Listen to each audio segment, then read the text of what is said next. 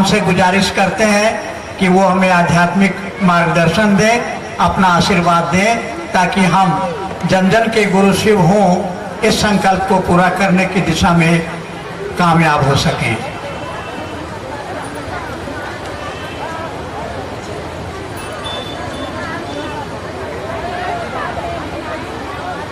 पटमदा के इस मैदान में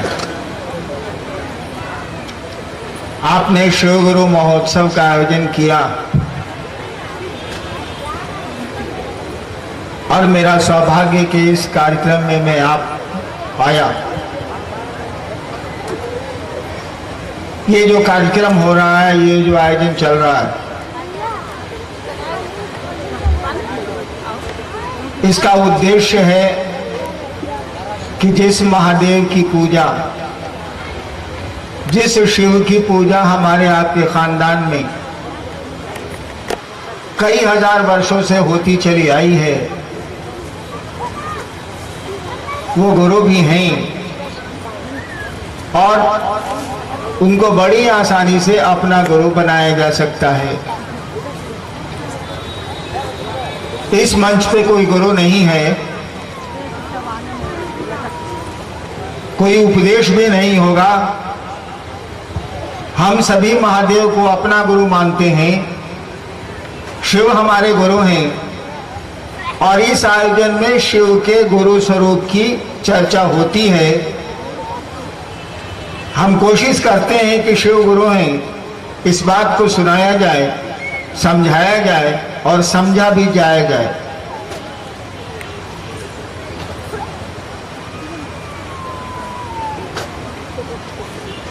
आपको शिव को गुरु मानने के लिए 3 सूत्र कहे जाते हैं।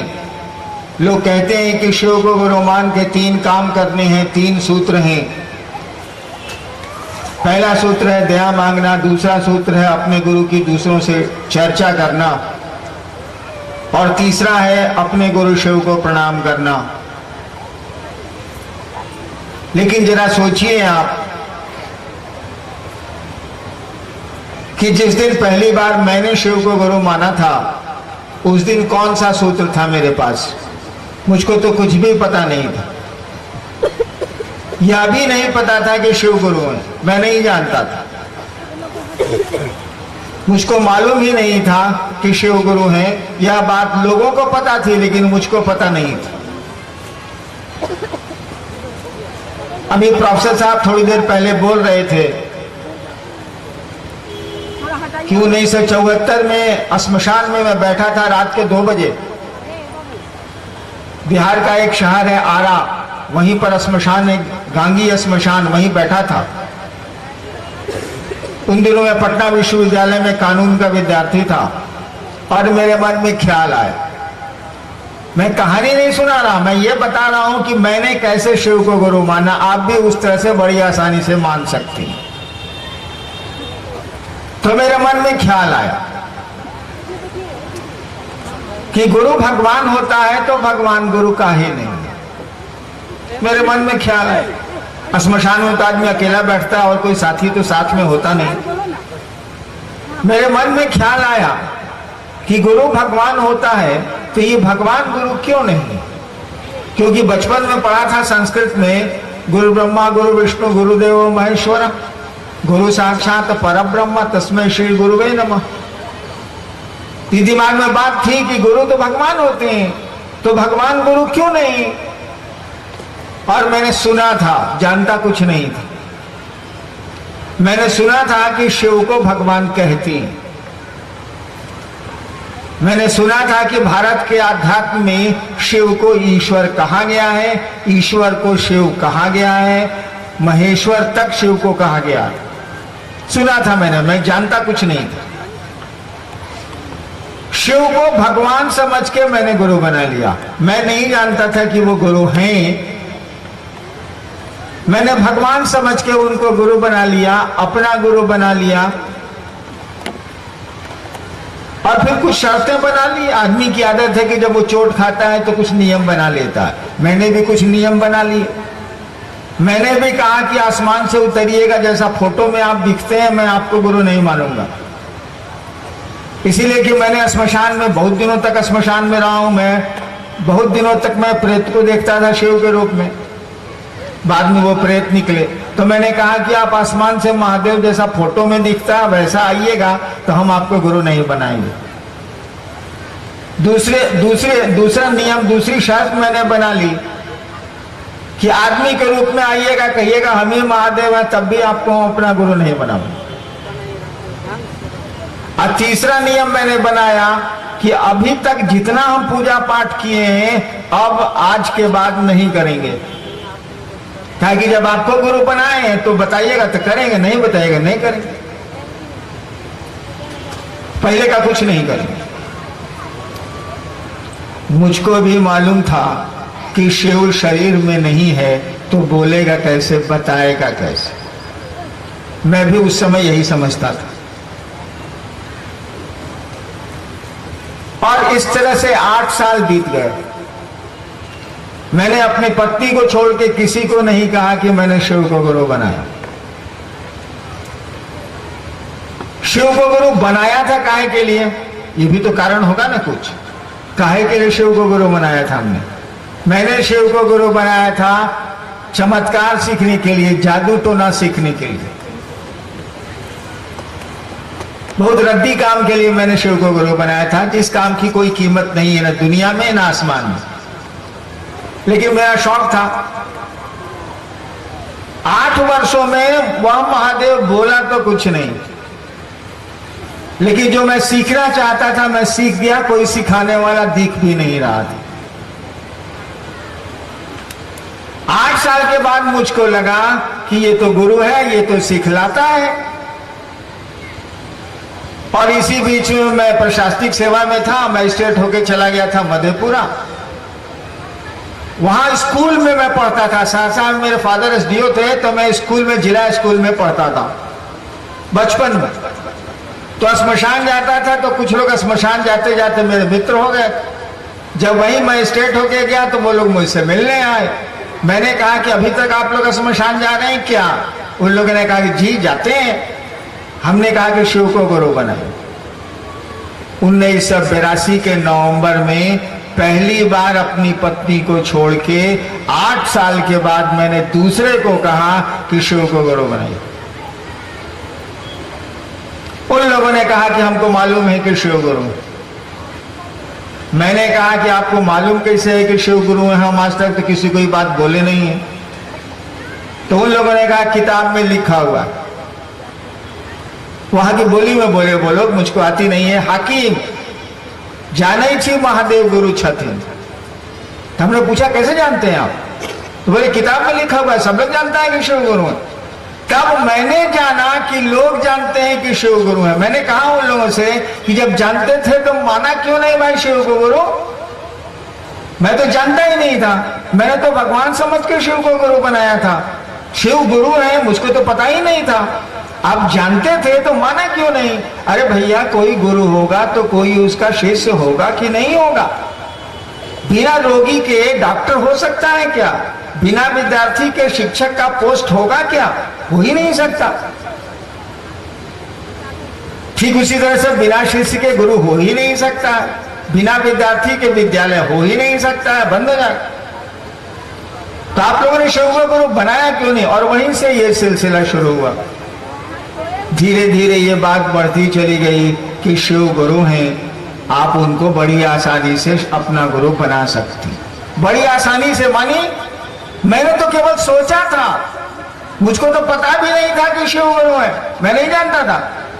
मैंने तो शिव को भगवान समझा और भगवान समझ के मैंने उनको गुरु मान लिया, क्योंकि मेरी बुद्धि में था कि गुरु भगवान होते हैं तो ये भगवान गुरु क्यों नहीं है। और सुना था कि शिव को भगवान कहते हैं, मैंने शिव को गुरु बना लिया था।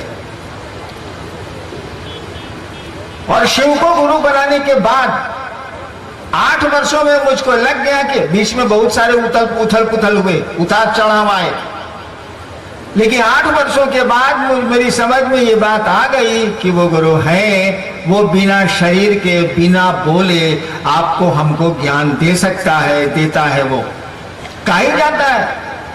कि ईश्वर की वाणी है। बहुत सारे ग्रंथों के बारे में कहा गया ना, ये ईश्वर की वाणी है, यानी वह ईश्वर भी बोलता है, हमारे आपके माध्यम से बोल सकता है। तो शिव को गुरु बनाने के सूत्र तो बाद में आए, और ये सूत्र कुछ नहीं है, ये 3 काम कुछ नहीं है। हमारे आपके इस विचार को कि आमी नटराजेर चेला, रविन्द्रनाथ ठाकुर ने कहा था ना, आमी नटराजेर चेला, मैं शिव का शिष्य हूं। आमी नटराजेर चेला, चित्ताकाशे देखची खेला, बांधन खोलेर सीखची साधन, बंधन खोलने का तरीका सीख रहे हैं। बांधन खोलेर सीखची साधन, महाकालेर त्रिशूल नाचे। तो ये कि शिव मेरे गुरु है, आमी नटराजेर चेला, ये बात आप भूल नहीं जाइए। भूलिएगा तो रिश्ता खत्म होगा। आप बेटे को बॉम्बे भेज दीजिए पढ़ने के लिए और भूल जाइए, मुश्किल हो जाएगी। किसी से रिश्ता बना के भूल जाइए, रिश्ता खत्म हो जाएगा। ट्रेन में रिश्ता बनाते हैं दोस्त का, रात भर की यात्रा में, सुबह यात्रा खत्म, दोस्ती खत्म, भूल गए आप, दोस्ती खत्म।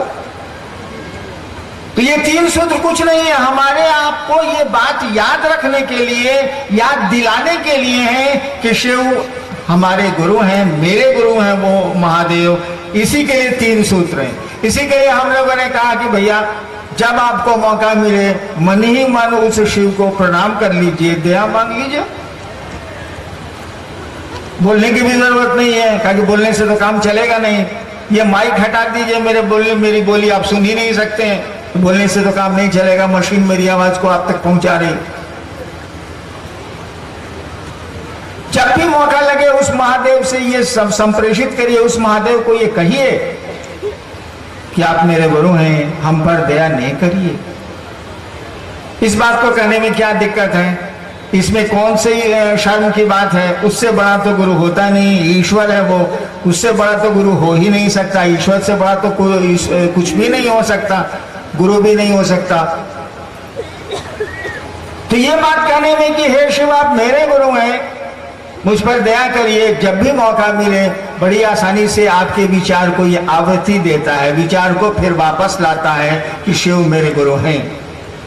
दूसरा आप लोगों ने कहा कि दूसरों से गप करिए, दूसरों से शिव गुरु हैं आपके, दूसरों के हो सकते हैं, इसकी चर्चा करिए, इसका गप करिए।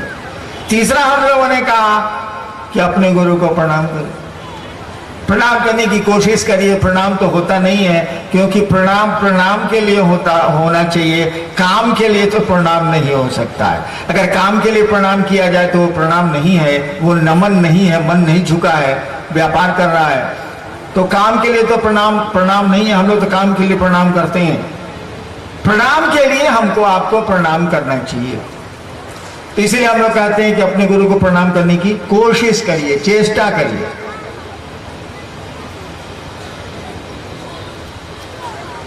तो ये तीनों सूत्र कुछ नहीं है। अगर आपके मन से ये बात नहीं जाए कि शिव मेरे गुरु हैं, अगर आप भूलिए नहीं कि शिव मेरे गुरु हैं, तो 3 सूत्रों की कोई जरूरत नहीं। ये 3 सूत्र तो मैंने निकाले थे लोगों के बीच 1990 में।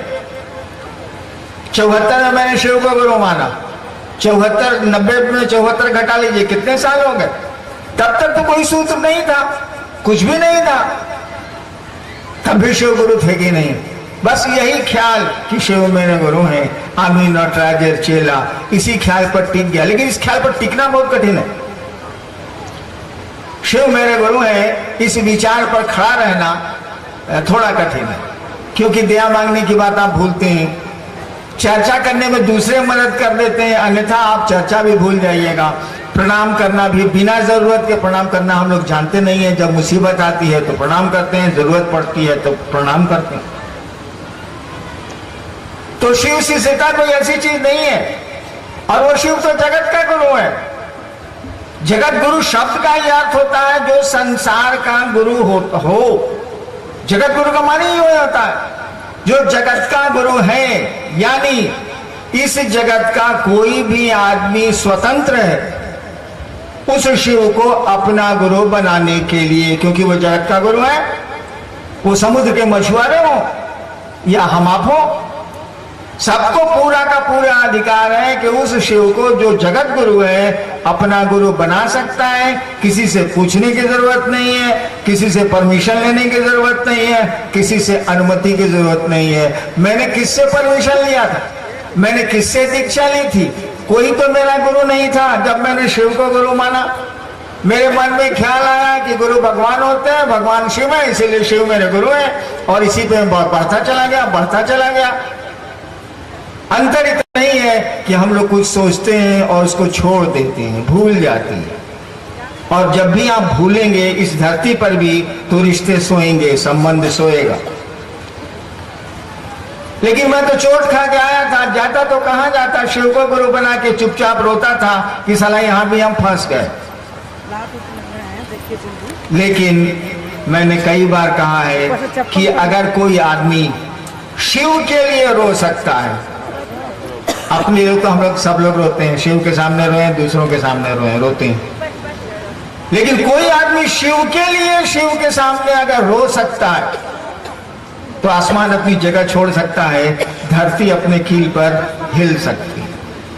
लेकिन शिव के लिए कोई रोए तो मैंने तो देखा कि शिव गुरु को पाने के लिए मैं समझता था कि सब बेकार है, सब फालतू है, वो महादेव भी गुरु नहीं है, सब फालतू है। और जब आदमी का कोई बस नहीं चलता है ना, और उस काम को करना चाहता है वो, तो वो रोता है, उसको तकलीफ होती है। कोई आपकी प्रिय चीज छूट रही है और आप कोई उपाय नहीं कर पा रहे हैं उस प्रिय चीज को रखने का, तब आप रोएंगे, मातम मनाएंगे, दुखी होंगे आप कि मेरी प्रिय चीज छूट रही है। तो मुझको चाहिए था जादू तो ना सीखना, अब महादेव भी कुछ नहीं सिखला रहे थे, तो मैं बैठ के रोता रहा कि कहां फंस गया। लेकिन इसी बीच में फिर प्रशासन में आ गया, नौकरी में आ गया मैं, और जिस काम के लिए शिव को गुरु माना था वो काम हो गया। यानी जादू टोना सीख गया, सिखाने वाला भी नहीं था, बोलने वाला भी नहीं था। लेकिन क्या करिएगा, छोटे थे हम लोग इतने, अब कितने बड़े हो गए। कोई पकड़ के हम लोग का लंबा थोड़ा ही किया है, कहाँ दिख रहा। हम लोग कितने छोटे थे, धीरे धीरे बूढ़े हो रहे हैं। तो कोई बूढ़ा करने वाला है न, लेकिन जो दिख नहीं रहा है, जो बोल भी नहीं रहा है। लेकिन हम लोगों में परिवर्तन ला रहा है कि नहीं, नन्हा सा बच्चा सियाना हो रहा है कि नहीं हो रहा है। कोई तो नहीं दिख रहा है, कोई तो नहीं बोल रहा। चलिए आते हैं, जिज्ञासाएं कुछ हैं उनकी ओर।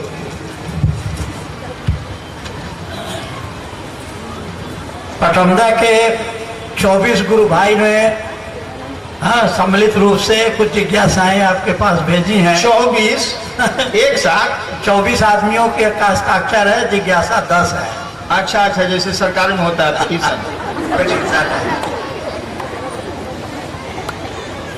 पहली जिज्ञासा है कि शिव का परिचय क्या है।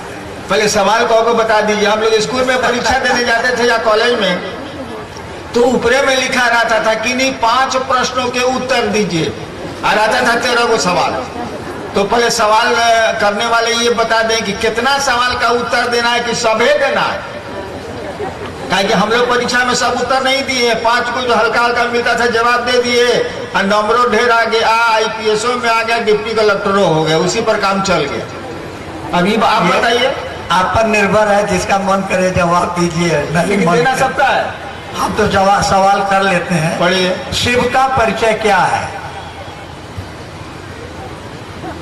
प्रश्नकर्ता अगर 24 है तो 24 हो, पहले वो बता दें कि उनका परिचय क्या है। बहुत कठिन है अपना परिचय देना। कैसे दीजिएगा अपना परिचय, बताइए आप। हाँ, जरा शांत रहो भैया। कैसे दीजिएगा अपना परिचय, आप जरा बताइए।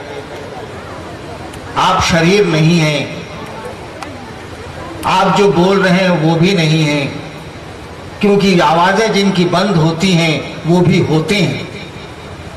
आप जानते हैं कि बहुत लोग बोल नहीं पाते, बहुत लोग बीमारियों के चलते नहीं बोल पाते हैं, तब भी वो होते हैं, उनका रिश्ता होता है, वो जगत में जिंदा होते हैं। आप शरीर नहीं है, क्योंकि आज का चिकित्सा विज्ञान, आज का मेडिकल साइंस पूरे अंग प्रत्यंग को बदल दे रहा है, रूप रंग को बदल दे रहा है, सब कुछ बदल दे रहा है, लेकिन तब भी आप होते हैं। आप हैं कौन, इसकी जानकारी मुझको भी नहीं है, आपको भी नहीं है। जिस दिन ये मालूम हो जाएगा कि आप हैं कौन, कहाँ से आए हैं, काहे के लिए आए हैं, कब तक रहेंगे आप, ये परिचय न हुआ। भाई साहब हम अपने मन से आए हैं, कहाँ से आए हैं, तो यहाँ से आए हैं, इतने दिन रहेंगे फिर चले जाएंगे, हम आए हैं इस काम के लिए, हम लोगों को कुछ भी पता नहीं। आ गए हैं, बस आ गए, कोई ले आया आ गए, कोई ले जाएगा चले जाएंगे। हम लोगों को अपना परिचय ही ठीक से नहीं मालूम। क्या पूछते हैं उस शिव का परिचय, जो संसार का नियंता है, जो संसार को पैदा करता है, उसका परिचय कौन बताएगा? कोई नहीं बता सकता। पहले अपना परिचय जान लीजिए। कहा ही जाता है कि अपनी आत्मा को जान लो, वो परमात्मा मालूम हो जाएगा कि क्या है। इसीलिए चलिए पहले अपना परिचय हम लोग ढूंढें, और अपना परिचय पाने के लिए सही गुरु के पास जाना होगा। उस शिव से बड़ा कोई गुरु नहीं है। संसार के सारे लोग कहते हैं गॉड इज गुरु, वह शिव गुरु है। बेहतर होगा कि अपना परिचय जानने के लिए हम आप अपने गुरु के पास चलें। हम लोगों के पास अपना कोई परिचय नहीं है। वैसे कहिएगा तो मैं अपना लौकिक आई कार्ड आपको दिखला सकता हूँ, लेकिन वह मेरा परिचय नहीं है। हरिंद्रायण नहीं भी होगा तब भी होगा, ये परिचय कोई परिचय होगा। नेक्स्ट जी, इसी से जुड़ा हुआ है और लगता है कि उत्तर इसी में है, शिव का पता क्या है। एक बार एक आदमी से हमने पूछा था, पहले श्मशान वगैरह में बहुत जाता था, तो आसमान से भी कुछ लोग आते जाते थे, जहाँ रहिएगा वहाँ दोस्ती हो जाएगी, पटमदा हमको 1 महीना रख दीजिए, ढेर लोग दोस्त हो जाएंगे। तो श्मशान 15 साल में गया हूँ बचपन से ही, तो बहुत लोग मेरे दोस्त हो गए, कुछ आसमान के कुछ धरती के। तो एक बार पूछा मैंने, मुझको लगा कि ये शिव का आदमी है, आसमान से उतरा है। मैंने पूछा महादेव कहाँ रहते हैं? उसने कहा कैलाश पर। मैंने कहा कैलाश कहाँ है? तो उसने कहा जहां महादेव रहते हैं। अब खोजा सारे कहां बात।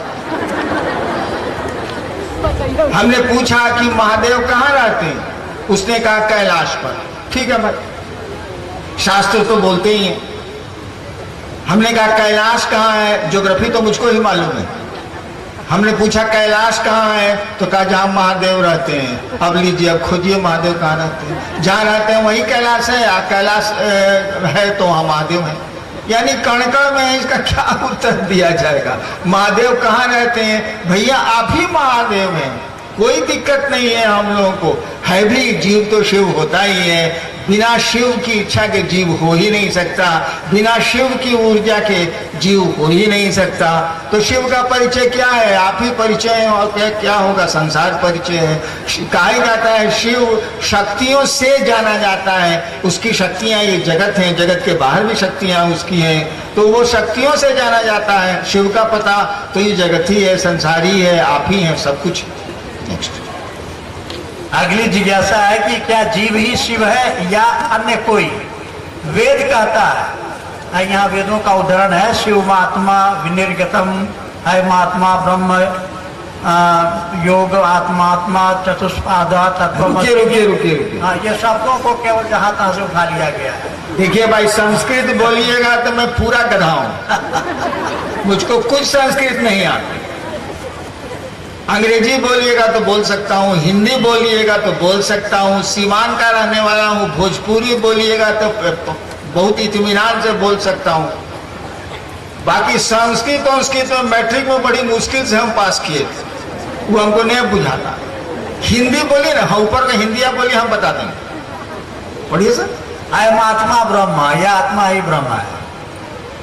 वो तो आप प्रोफेसर इसलिए बोल दिया, हमको नहीं बुझाता।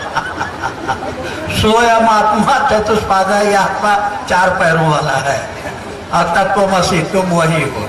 ये भाई फिलॉसफी के हेड ऑफ डिपार्टमेंट रहे हैं, दर्शन शास्त्र के, इन्हीं से इसका जवाब ले लीजिए। हमको इतना बुझाता हो जाता नहीं है। हम महाबुड़बक हैं, महादेव को गुरु माने थे, हमको मिला, दुनिया को कहते हैं कि शिव को गुरु मानो। किताबी ज्ञान से मेरा बाप कहता था कि तुम वकील बनो, बड़ी तेज है, तेज मैंने बदमाशी में, वकील बनो। तो लो तो हमने किया ही था। हमने कहा कि बाबूजी जिंदगी भर पढ़ेगा, पढ़ी काम हम ना करें, तो ये पढ़ने से हमको कोई मतलब नहीं है। भाई संस्कृत लिखने वाले को प्रणाम, संस्कृत को प्रणाम, सबको प्रणाम है। हिंदी बोलिए तो हम कुछ बोल सकते हैं। बाबा ये हमको फ्रेंच लगता है, संस्कृत और फ्रेंच में हमको कोनो अंतर नहीं। जी, तो हिंदी में एक अच्छी जिज्ञासा है। कोई कहते हैं कृष्ण ही सब कुछ है। रामकृष्ण के अनुसार एक ज्ञान ज्ञान, अनेक ज्ञान अज्ञान। बिल्कुल सही बात है। एक ज्ञान ज्ञान, अनेक ज्ञान में जाइएगा तो एक ज्ञान तो कुछ न कुछ छूट ही जाएगा। और क्या बोले राम और कृष्ण? हाँ, राम और कृष्ण नहीं, रामकृष्ण परमहंस। हाँ, रामकृष्ण परमहंस तो गुरु है ना। हाँ, आप कहते हैं शिव जगत का गुरु है। हाँ, कहिए रहे हैं, इसमें सवाल कहाँ पर? इसमें सवाल कहाँ? सीखी तो आप लिख रहे हैं। हाँ, चलिए आगे बढ़िए। हाँ, शिव कब तांडव करता है? ला ला शिव कब तांडव करता है? महादेव से पूछे, हम तो चेला, हम कैसे बताओ? और तांडव करेगा तो फिर इस सवाल का जवाब आप लेने वाले रहिएगा। मत मनाइए कि शिव तांडव करें, बल्कि इस बतवे को भुला जाइए कि शिव तांडव भी करते हैं। आज आप तांडव करने की मुद्रा में आवे और आपको मोबाइल पर फोन आवे, तुरंत कहिए कि साहब, कहिए उनको तांडव नहीं करें, हम लोगों को चैन से रहने तो दें। शिव कब तांडव करते हैं ये तो मेरा बाप भी मरा हुआ नहीं बता सकता, मैं कैसे बताऊं? जी, कब नीलकंठ कहलाते हैं? नीलकंठ तो उनको नाम दिया गया है, ये पौराणिक कथाओं में आपको मिल जाएगा। वो कालकूट समुद्र मंथन के बाद कालकूट विष निकला और उन्होंने विषपान किया। कंठ कहा जाता है कि कंठ नीला हो गया, उनको कहा गया कि ये नीलकंठ है। ये पौराणिक कथा है, मैं जानता हूँ उनका कुछ नहीं हूँ, पढ़ के बोले था नहीं, सही बात मानो ना तो उठा के फेंको।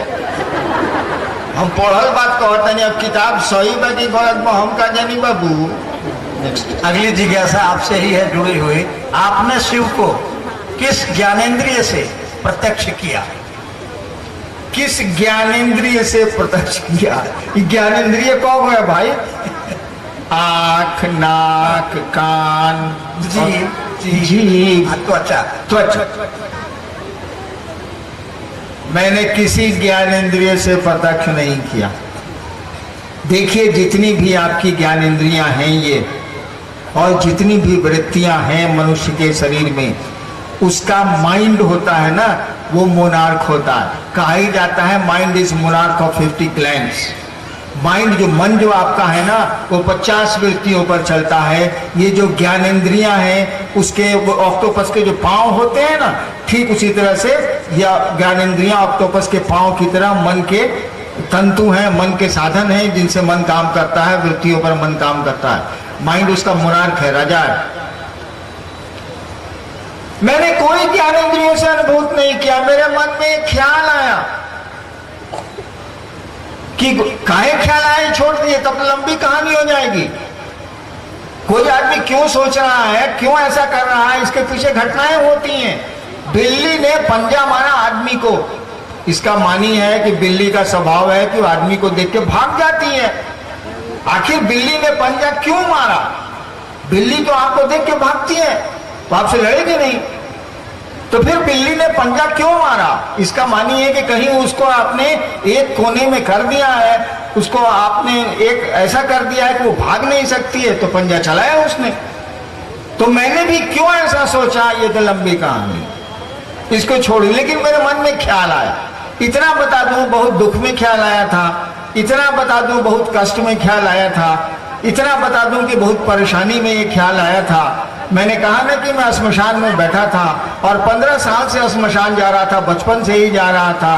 बाप माई सब हम पर बिगड़ा रहता था, ये पढ़ता लिखता नहीं, कौन धंधा करता है लड़का। और कुछ मुझको हासिल नहीं हुआ। मुझको लगा कि मैं फंसता जा रहा हूँ, उलझता जा रहा हूँ। पढ़ाई लिखाई भी गई, घर द्वार से भी छूटा, और ये भी कौन धंधा हम कर। मेरा शौक था, बस उसी शौक में मैं फंसता चला गया। इन्हीं चीजों में एक बार मुझको ख्याल आया, रात के 2 बजे आरा के गांगी श्मशान में ख्याल आया बस, कि गुरु भगवान होता है तो भगवान गुरु काहे नहीं है। और मेरे पिताजी मेरी माँ को कहा करते थे, मैट्रिक के टॉपर थे बिहार के वो, कहा करते थे कि हे मलकिनी महादेव के भगवान नु कहल जाला। तो हम सुनते थे कि शिव को ईश्वर कहा जाता है, भगवान कहा जाता है। यही मेरे दिमाग में था कि गुरु भगवान होता है, भगवान शिव को कहते हैं, इसलिए मैंने शिव को गुरु मान लिया था। अब कौन ज्ञानेंद्रिय मेरी काम कर रही थी तो ये तो मैं नहीं जानता, लेकिन मन जरूर काम कर रहा था। मेरे विचार, कहा कि मन विचारों को पैदा करने की मशीन है, मेरे विचार में आया था और इस विचार पर मैं खड़ा रह गया, और वो भी लाचारी में खड़ा रह गया, कोई शौकिया में नहीं खड़ा हुआ था। आखिर मैं कहाँ जाता, सब जगह से तो घूम फिर के थक हार के शांत क्लांत में बैठा था, मैं कहाँ जाता। मैंने शिव को गुरु मान लिया, और शिव को गुरु मानने के बाद भी कुछ हासिल जब नहीं होने लगा तो मैं बैठ के रोता था कि कहाँ मैं फंस गया इस दुनिया। इसीलिए मुझको तो ये पता नहीं कि किस ज्ञान इंद्रिय ने काम किया, लेकिन मेरे मन में ख्याल आया था, मैंने आपको पहले ही सुनाया।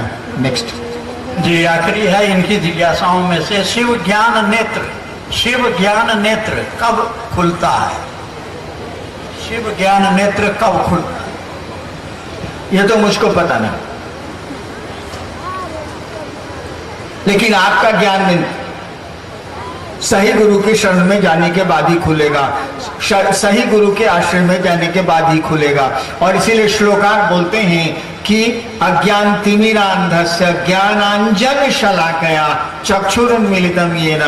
इसकी व्याख्या तो मैं नहीं करूंगा, संस्कृत है, सुना मैंने। ज्ञान के चक्षु तो खुलते हैं गुरु की दया से, गुरु के सानिध्य में जाने से, गुरु के आश्रय में जाने से। और हम लोग कहते हैं कि शिव से बड़ा गुरु नहीं हो सकता है, ईश्वर है वो, उनको गुरु मानिए। और सबसे बड़ी बात, पुट टू टेस्ट एंड जज बाय रिजल्ट्स। जांच लीजिए भाई साहब क्या होता है। मैंने जांचा है, परीक्षा की है और मुझको परिणाम नजर आए हैं। और इन्हीं बातों को कहते कहते आज इतने करोड़ शिव शिष्य हो गए। मैं तो 32 साल 33 साल सरकार में था, मैं कहाँ जाता था, लेकिन शिव शिष्यों की संख्या बढ़ती चली गई, बढ़ती चली जा रही है। इसका कारण कुछ भी नहीं है, एक ही कारण है कि इस काम में परिणाम है, रिजल्ट है, नतीजा है, वो गुरु हैं। और एक जंगलों में एक एक आदमी जो उनको गुरु मानता है उस पर परिणाम उतर रहे हैं। मैं तो कहीं नहीं जाता, बहुत कम ही जगह जाता हूँ, और वो तो शिव को गुरु मानता है, हम लोग शिव को गुरु मानते हैं। रिजल्ट तो शिव को गुरु मानने में रिजल्ट ओरिएंटेड है।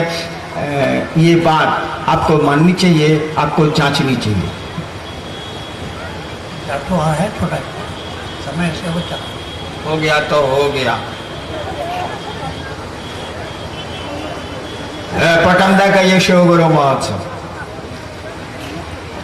आए, मुझको अच्छा लगा। रास्ता भी खूबसूरत है, लोग भी खूबसूरत हैं। झारखंड में अमूमन जहाँ जाइएगा तो बहुत आपको शांति मिलती है, शांति से लोग सुनते हैं। बिहार तो मैं जा ही नहीं सकता, वहाँ इतने लाखों की भीड़ इकट्ठी हो जाती है कि वो बिहार यूपी के कार्यक्रम मैंने बंद कर रखे हैं। कुछ दिनों के बाद जो भीड़ इकट्ठी होती जा रही है, अब झारखंड में भी कार्यक्रम बंद होने के लक्षण पैदा हो रहे हैं। चलिए आप इस महोत्सव में आए। आप जानते हैं कि मैं महादेव का चेला हूँ, महादेव खुद ही निहंग है, महादेव का चेला भी निहंगी होता है। फिर भी मैं अपने गुरु शिव से ये प्रार्थना करता हूँ कि आपका जीवन सुखमय हो, शिवमय हो, आप सचमुच में शिव के शिष्य बने। और अगर मेरा बस चले तो अनधिकार ये भी आशीर्वाद देता हूँ कि आपका जीवन सुखमय हो, शिवमय हो, आप सचमुच में शिव के शिष्य बने। आप सबों को मेरा प्रणाम।